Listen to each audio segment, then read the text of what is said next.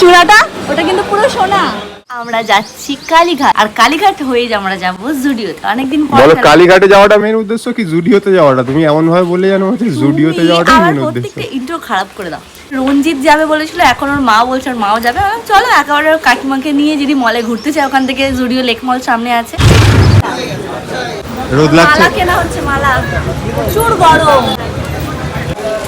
এখন আমাদের পুজো দেওয়া হয়ে গেছে, কিন্তু আমরা ভেতরে ঠাকুর দেখবো বলে লাইন দিয়ে এখন ভেতরে ঢুকছি। আর এখন পিছন দিক দিয়ে গেট করে দিয়েছে। আগে যেমন মন্দিরটার একদম এপাশ থেকে ঢোকা যেত, এখন পুরো ঘুরিয়ে ওপাশ থেকে হয়ে এদিকে লাগছে।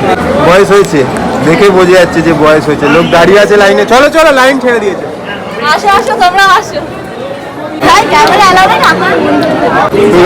ওই যে ওই চূড়াটা ওটা কিন্তু পুরো সোনা। শুধু ওইটা একটা সোনা নয়, সবকটা মন্দিরের চূড়া যে চকচক করছে ওগুলো সব সোনা।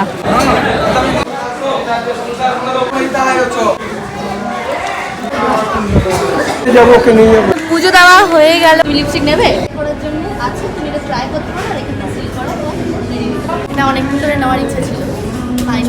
ঢং ফার্স্টে দেখে পছন্দ হয়নি, এখন ট্রেন্ডে এসছে বলে নিয়েছে। ঘোরা হয়ে গেল। কাকিমাকে নিয়েছি একটা নেল পলিশ, আর আমি অনেক কিছু কিনেছি ঘরে দেখাবো। বাড়ি যাওয়ার পথে পুদিনা জল খেয়ে নিচ্ছি, ঠান্ডা ঠান্ডা। কেমন খেতে?